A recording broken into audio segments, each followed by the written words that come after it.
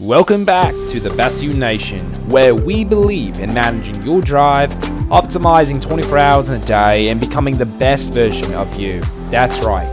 And now, your global and Instagram influencers, and also your hosts, Finn and Adler. We hope that you enjoy this podcast today.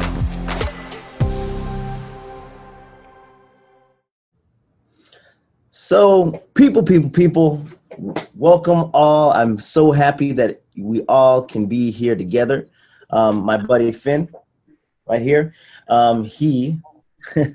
him and I have a podcast. It's called The Best You Nation. So welcome to the channel. Welcome to just if you listen to us on Spotify, whatever you're listening to us, thank you so much for being part of the movement and supporting your guys, Finn and Adler. Thank you guys so much for joining us. It's spectacular. I think that, just purely from the fact that, we keep on growing every single week and we get some amazing feedback from amazing people.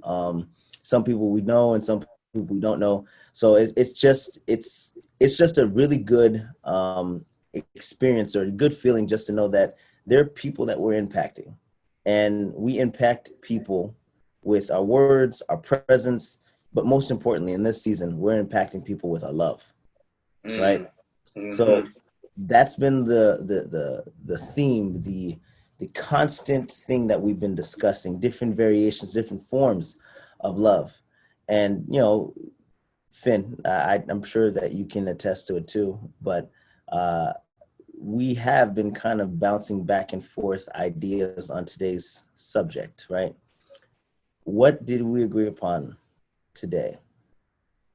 So, I kind of want to share this just real quick, just to kind of keep things really interesting. So we do a lot of off-air talk, to kind of collaborate and discuss where we're headed.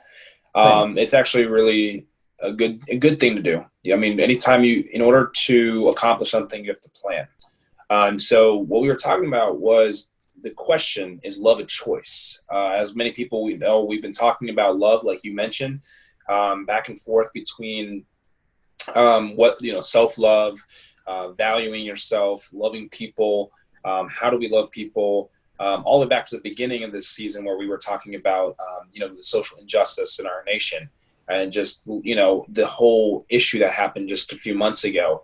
But today, we've taken another step to really dig into something that I feel like a lot of people ask, whether it is in their relationships, which, just as a disclaimer, I'm not a relationship, and Adler, I'm sure you can attest the same thing as I, but we are not relationship coaches. We are not professionals. We're not married. We wouldn't know a lot of the questions when it comes down to that.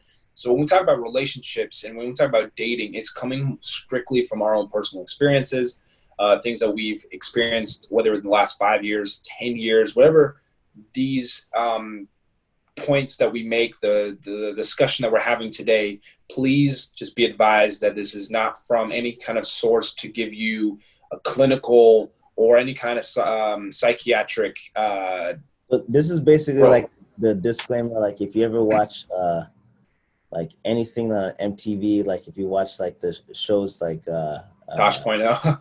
Yeah, Tosh.0 or what's ridiculousness, whatever. Ridiculousness. It's that voice that comes on. It's like, hey, don't send us videos, because if you send us videos, we won't take it seriously. Da, da, da, da, da. So basically, this is our disclaimer. We're gonna get into relationship love,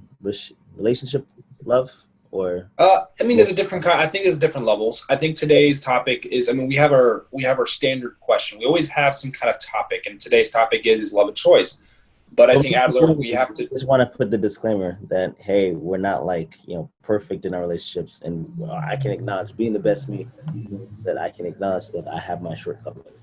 So that being said, we're going to discuss it just based on our own perspective. Which is amazing. Yeah.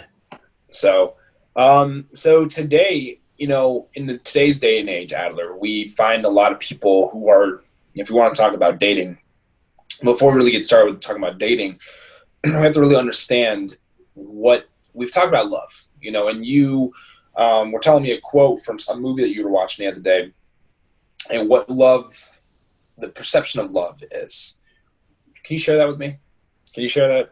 So the movie that I was watching, it's called Set It Up. It's pretty good. Lucy Liu's in it.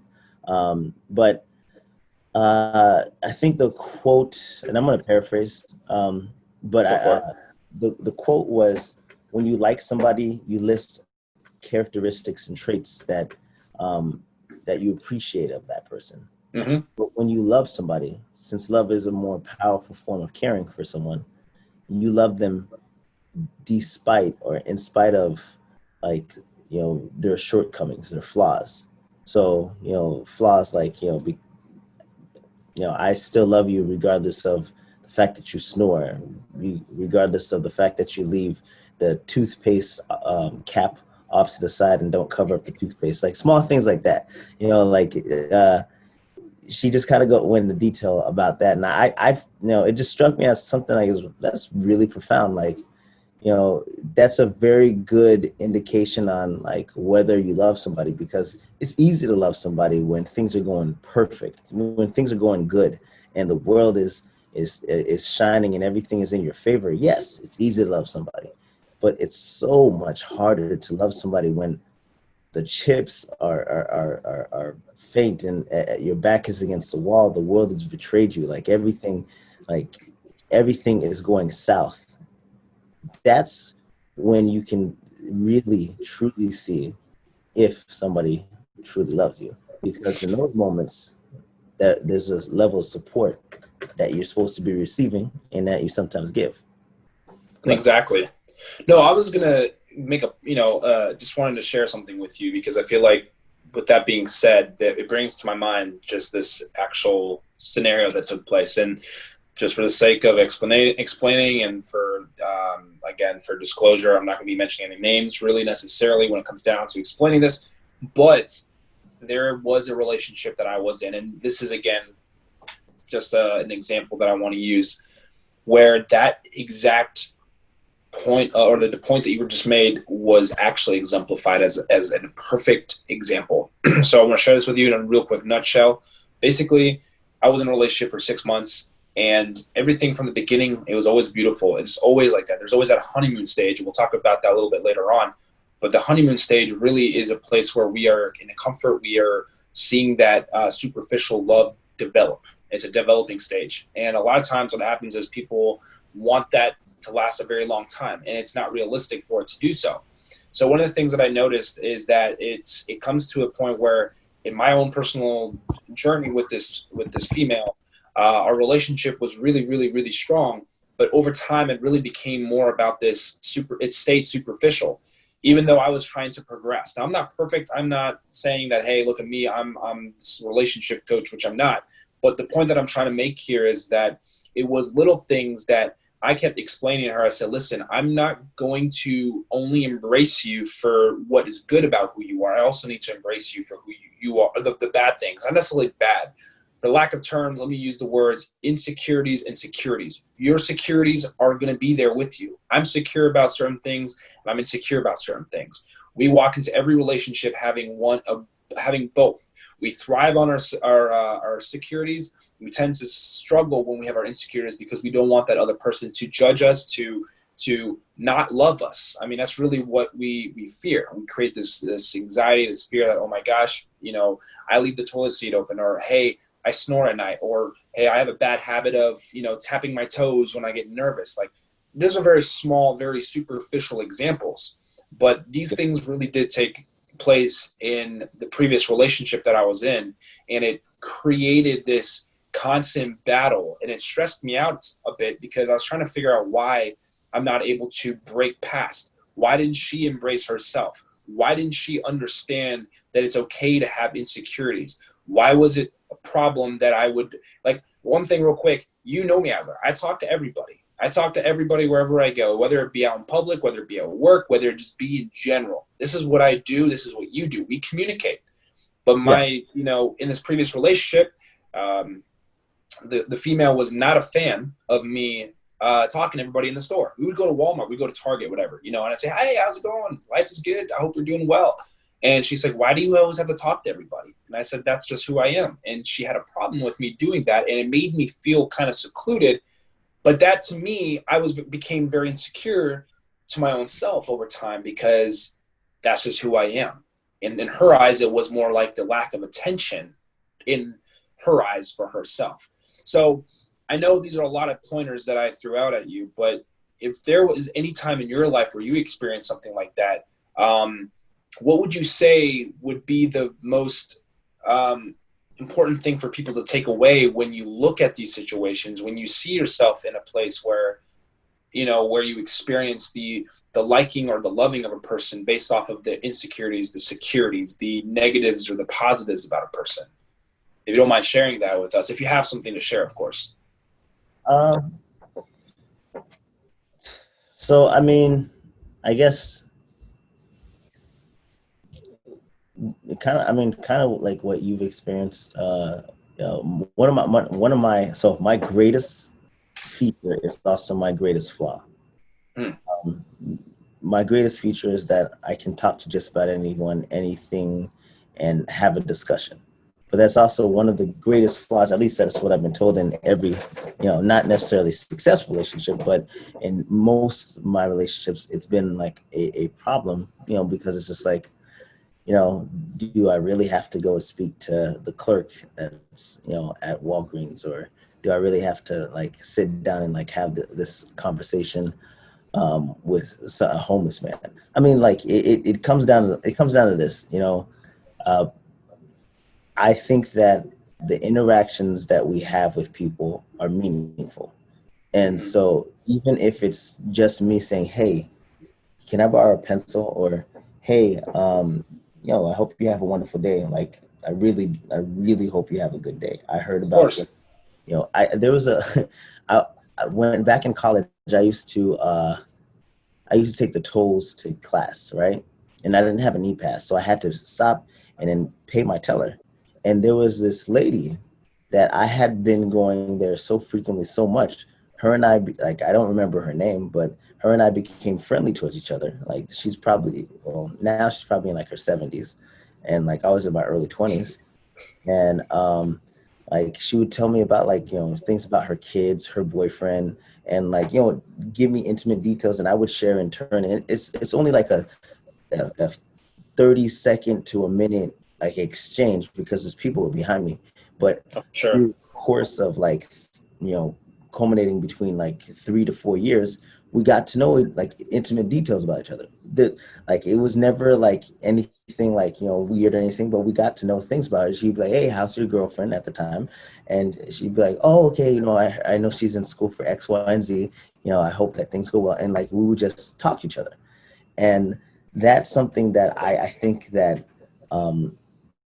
and this is just my own idea, and I could be wrong, but I think that when you love somebody, that great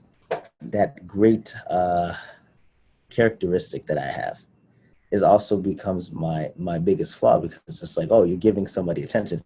I'm not giving anybody attention. I was exactly like this when you met me. You knew this, but you just don't like it now that we've, things have been more defined and you feel some type of way. And I mean, you're entitled to feel that way, and that's perfectly fine. I think that, when you find the right fit, it's going to be one of those things where the person can accept you for your flaws and accept you for who you are and allow you to be the best version of yourself, without having to be like, hey, yo, you need to correct this, you need to change this, you need to do. And I mean, obviously, if it's a bad trait, but like that's something that I've always done all my life.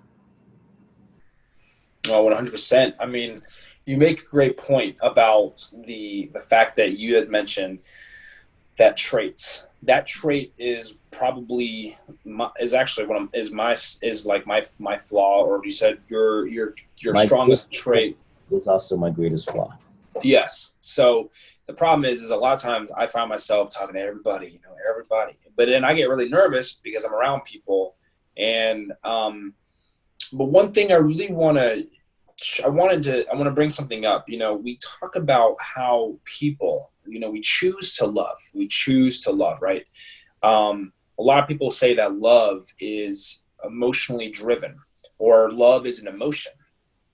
I know this is like a cider, but this is a really important thing, because I struggled. I struggled to love. This is a little bit more on the personal side of things because a lot of people don't know too much of my backstory, which I'll get to here in a little bit.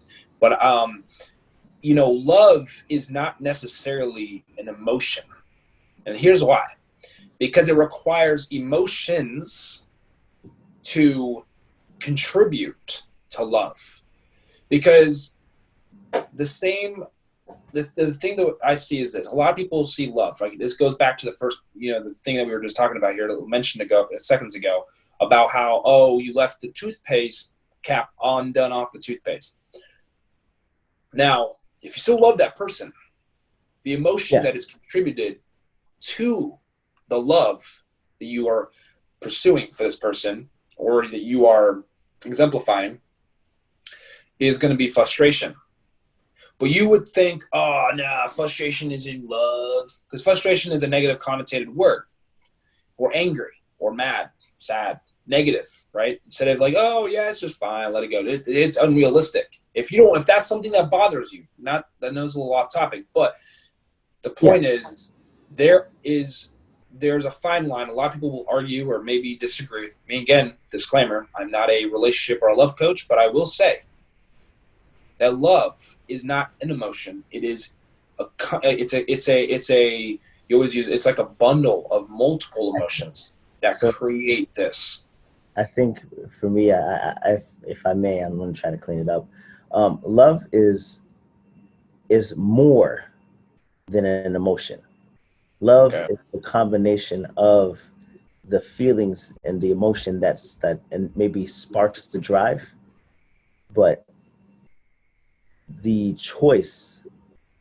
choosing is going to be what propels you and allows you to go to that next step. Sure. I like that. Yeah. A lot better than I like that you add that because that kind of just to kind of clean it up because you need to have that clarification. Yeah. So I had mentioned something and I want to talk about this. And I know off air we had conversed earlier today and shared, these stories, these experiences we had in our life. One of the things that I personally experienced, Adler, is a lot of people don't know this, but I was adopted, and I'm perfectly fine telling people that. Yeah. I think it's a very important thing to know. If you know who I am, you know that it's a blessing.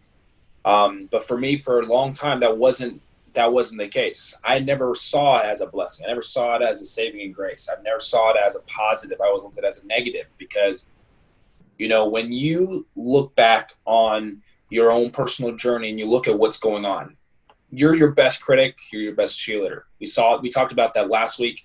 And I feel like I was my best critic for 14 years, like absolutely the best critic. Now, I don't want to take too much time talking about the story, but I want to share with you very briefly and explain to you why I am so strong about love being a choice. Because there's two types, two instances, two parts to this story. But the first part is important. The second part is also very important. But the first part goes down to my biological mother, who obviously gave birth to me. Now that's obvious.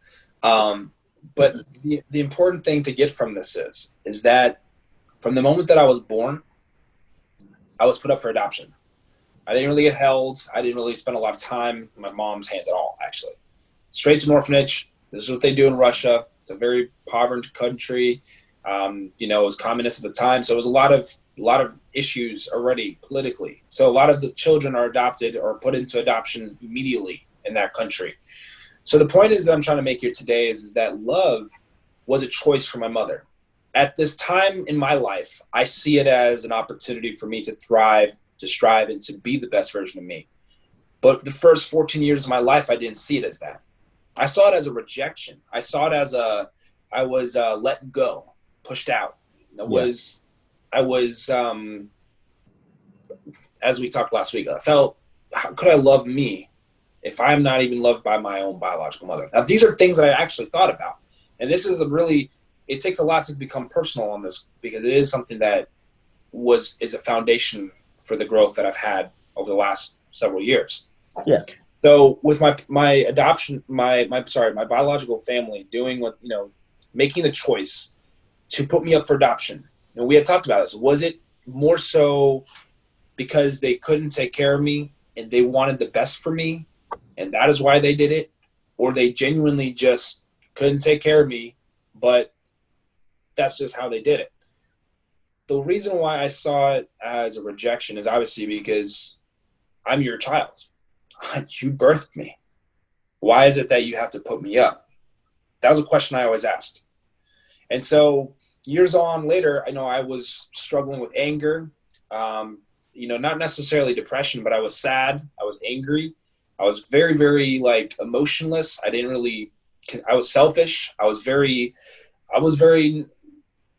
just chose not to really care for other people and love people, because I felt like if I wasn't loved, why should I give that back? Yeah. There was a choice that my mom and dad, now my adopted parents, that I don't really consider my adopted parents, I call them my parents, my mom and dad. Yeah.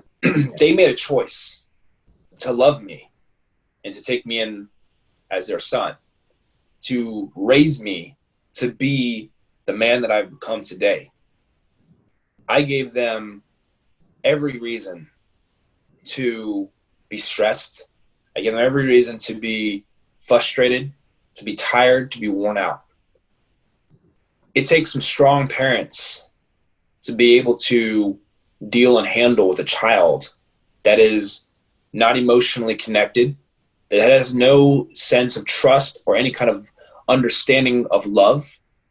And you're trying to teach your child to develop the skills necessary to do the very thing that we're doing right here on this show. Yeah.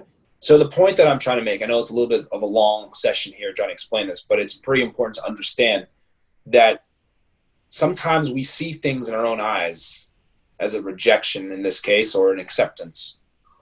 And we determine our love, whether it be a choice or was it out of emotional content. And so it takes a lot. It takes a lot for somebody to make a move like that. I'm very grateful. I'm very grateful that I was able to get past all of the frustrations and all the things that were going on in my life in the earlier days of my age of, growing up. And now at this point now I see it and I go, you know what? My biological mother loved me enough. She loved me by what she did. She knew, and I really don't know what the case was, to be honest. I really don't know what her background or story was. I have no information about my biological parents. So I would assume that she wasn't able to care for me because of how rushed I was at the time. And I would imagine that was the best choice that she could make, because she knew that I would not be able to thrive in her care, but that somebody else would be able to do that, which my parents today, that have been my parents for 21 years, were able to sustain, to be strong, and to walk by faith, to be able to get me to where I am today. So that was a little short story. With me, It's never a short story, but I wanted to share that because it's empowering to know that. Well, so check this out. I think that when you're talking about parental love, or the father son, or parent child aspect, or that is the purest form of love, because you got to think of it. And this is where I can support what you're saying. Love is a choice. So they love you in spite of the countless ways you try to push them away, or the countless ways that you tried to be disruptive, or the other aspect of it, every time you were sick, your mom would make you chicken noodle soup and give you meds and take you to the doctors. Every time that you cried, your parents would comfort you. Those are options. They don't have to do anything. They don't have to do all that stuff, but they chose to do those things, and they chose to do them with the purest intentions, with an open heart, because they love you. And I think that when you're looking at the parental dynamic, that dynamic is the purest form of love, period. Because not only do you have that emotional attachment, but you choose to do it night in and night out. Think of it. If your mom and dad, if everybody in the house gets the flu, your mom is still the one that has to treat herself and then treat you and your brother and your dad at the same time. She loves you guys to put you guys ahead of herself and then treat herself afterwards. but Correct. not necessarily getting that same level of care. She still gets cared for in return, just not getting that same level of care in return. So like that right there is completely, utterly a choice. It's an option. It's a choice that she chooses every single day. She chooses you guys because you guys are her family, her anchor. And I think that like in for just our generation, right? When we're talking about like relationship wise, and we're really quick as a society to be like, "Hey, I love you." Wow, it's been a whole 2 days. I just met you. What's your name again? Like wow. Oh Like, can I God. get your Instagram? Can I get your Facebook? Because they're going to stalk me and see what kind of Yeah. person I am. Because you would rather do it through social media than ask me what my favorite flavor ice cream is, or as cliche as it is, what's your favorite animal or favorite color? No. I have just come to just accept the fact that that is part of dating in the 21st century. It's not necessarily something I necessarily like. I will be honest. Anytime I've ever gotten on a date, I go in there blind and I just get an emotional feel because I can figure out within 30 minutes if this is a person that I would like to continue seeing or not. It just based off of the conversation that we have, that interaction the very first time. So I think that like saying I love you to somebody within 6 months. And okay, now again, I'm not a relationship coach. I'm not knocking anybody that got married. I love our disclaimer. It's I'm great. just for me, from my own perspective, is when somebody says I love you after less than 6 months, that's like saying, "Hi, my name is Adler Themistockel. Here's my social security number." Oh, yeah. It's like, whoa, that's sensitive information. You need to hold that. And then, we could talk about that a little bit later down the line. That's how it feels to me. Just because I feel like the term just gets slung around and it's just said without actually understanding what it means. And I kind of started this earlier, but it's easy to love somebody when the sun's out, the flowers are blooming, and everything is just perfect and hunky-dory. But it takes actually seeing somebody in the darkest times, when they're insecure, when they're hurt, when they collapse on the ground, they feel like they don't feel like moving. Like that is when you really know if you love somebody or if you know that you're being loved, because Right. those moments right there when you're down, the darkest times, that's when you need that love and support. And it's easy to love and support somebody when everything's going well. It's Right. harder, so much harder to love and support somebody when they're facing their darkest time. That's true. And I love it, man. I love the point that you're making there, man. It's so true. In the day and age that we're living in now, I know I'm jokingly saying it's here's my Instagram, here's my Facebook, and that was the first things that most people ask for because they want to determine what kind of person you are. I It's always like a encourage background people. check. It's like that's It's exactly what it is. It's a background check. Dang, I didn't even think of it like that. it's really It is a just background check. background check. That's how they do it. And it's funny because it's like, all right, hey, you're going to do this background check, but technically the information that you're gathering is information that I want you to know. So I'm going to highlight all the best features of myself, and then we'll see if I can get you into, like, it's almost like you're coercing somebody to go out with you. It's like, hey, I work for this company and I do this for a living, and I make this, and I also have this, and I've been traveling and I do this. Like all these things, they look like these bullet points, and they're like, oh wow, look at him. This is the real person. But I can't stress this enough. Instagram and Facebook is not the real person. Instagram and Facebook are just highlights of parts and moments of that person's life.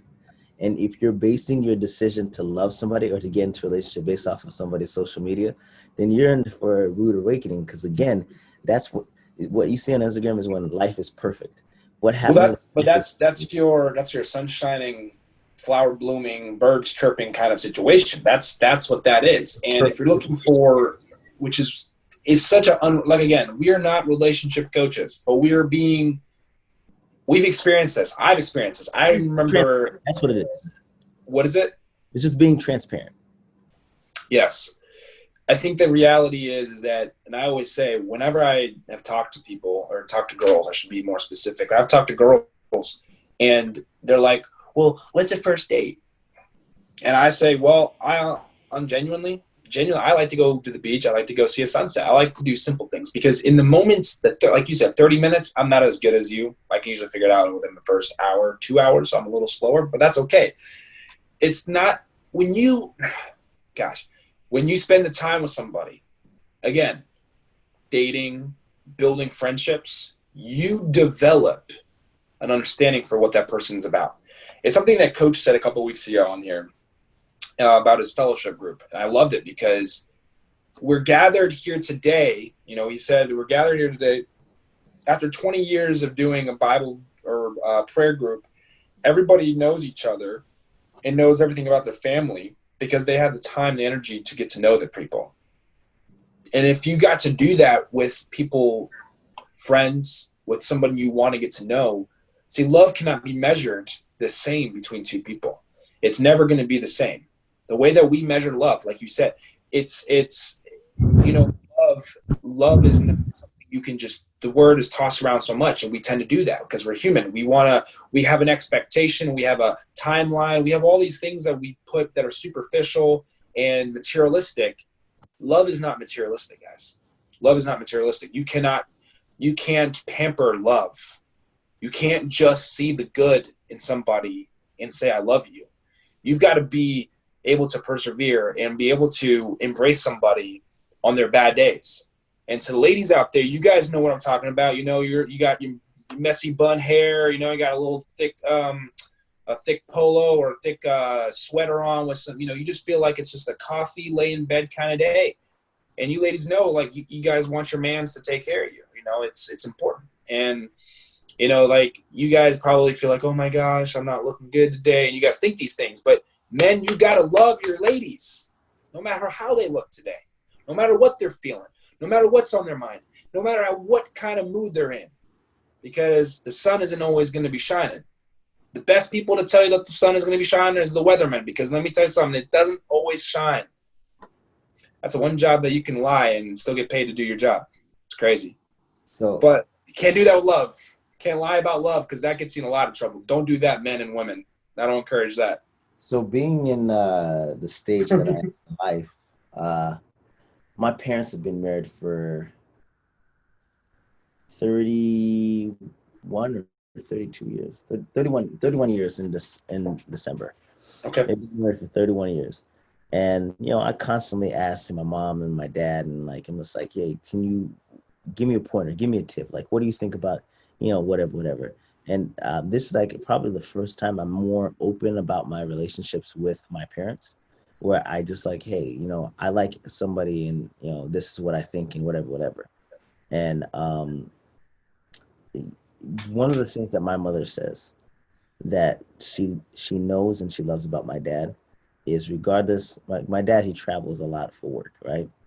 So regardless of what time he comes in or when he comes or where he's going, she knows that when she falls asleep, and she talks about falling asleep in the fetal position, he's always metaphorically and physically got her back, like right there behind her. And that's one of the things that she highlights as the reason why they've been able to last for as long as they have. And, you know, they both tell me about like the struggles and the things, the hardships that they've gone through, like being together. And then just kind of just like, all right, we made it on the other side, because at the end of the day, I have you and you have me. And that's like this concept. And like, maybe that's, I guess, you know, I'm keeping 100 right now, right? Maybe that's one of those things that kind of like messes with me, because I have this expectation. I'm just like, all right, you know, hey, I want somebody who's going to accept me for me, but also, you know, XYZ. But I also told you, like, my greatest strength is also my greatest flaw. At least that's what I've been told. You know, that same trait that you love about me is the same one that you eventually come to be like, oh man, I don't like the fact that you talk to everybody, speaking to everyone. Why are you talking to the toll lady? You don't really have to take the time to talk to the toll lady. I like the toll lady. She's a sweet lady, all right? So you're allowed to like the toll lady. And this is the thing. I told you, this is something that we both experienced. It pissed my ex-girlfriend off. I'm going to be straight up honest. If I what I use to network, what I'm good at with people, talking, communicating, and reaching out. I mean, I care for people. So what do? We naturally talk to everybody. Yeah. And so when we would be at Target, we would be at a restaurant, I would crack a joke like, hey, what's up? Weather's nice outside, just like that, like those shoes or something. Or I'd just make some, I would just make conversation like, hey, how's your day going in line? Let me get that for you. Why do you have to talk to everybody? Like, that's literally, and no disrespect to her. I'm just saying, that's just me. I never saw it as a problem. But now you've known me for 3 months and this is bothering you. These are things that we experience in the new generation of relationships, and I'm sure generations behind us of relationships. But the end day message, the last thing we really want people to grasp from today's message overall in general, between parental dynamic love, which I love that term, parental dynamic love, which we're always going to have talks about, because I can say, and Adler can attest for this too. I love this like sideways thing now. This guy is, we love our parents. We would not be here doing this if it wasn't for our parents supporting us. I always tell people, the reason why I can be the best me is because someone believed in me. And it really started back long, long time ago.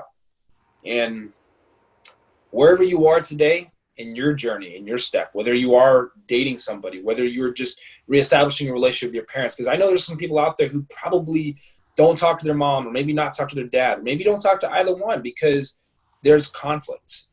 And I guess we're not conflict resolutionists, but we do believe that there are opportunities for you to develop the habits and to optimize the 24 hours you have in a day, to find that balance, to find that median for yourself, to get to that point where you said, you know what, I'm going to strive to love. I'm going to choose to love. I'm going to choose to let certain things go so that I can get to this point. And also, just one last thing, we don't believe in superficial love. I think that love is a choice. Love is something we've talked about. It's what you do. It's what you say. And you don't just go in throwing the word love around any kind of way you want to, because it's not that kind of word. It's not that kind of action. It's not that kind of, it's not something we do. I think that a lot of people sit here and ask themselves, how do I love? And when do I love? So if you're asking yourself that question today, if you've been asking that and listening to Adler and I talk, we've covered a lot of different ground, but I want you guys to really think about if you are choosing to love because you want to love, or you're choosing to love because you're being a little stingy about how you can love people. If you're so concerned about how somebody looks, what they say, how they talk, what they do, their occupation, then you need to sit back and stop for a second and analyze yourself. Because you need to choose to love you first and see yourself too and say, I struggle with these things. I struggle. I'm not perfect. I know that. So, and check this out. And I just feel like this is just kind of like a little bit of realism, or whatever you want to call it. So I'm not a wisdom nugget. Not even that. Like, I'm not necessarily expecting every person that's watching this or listening to this at home to be like, yo, well, I have a horrible relationship with my parents and I hate them and da-da-da. Hey, look, your relationship with your parents is unique. It's that dynamic is something that nobody can speak on except for you, because you are the only person that has experience with that. So, the only thing that Finn and I are saying is, in our own personal lives, the dynamic that our parents have shown us has been a foundational love for how we are capable of loving the people around us. So I just wanted to clarify that, just as like a quick disclaimer. Yes. And yes. Most importantly, like the second thing that I want to kind of touch on is love is a choice. It's an option, and you can choose somebody every single second, every single day, and still it may not work out. Now, that's tough to swallow, and I think that's why a lot of people have issues letting go of situations, because it's just like, hey, I emotionally invested so much into this. I can't even begin to think of what I'm going to do without this person, because I've had them so long and I've invested so much of myself. and I've lost myself in this person.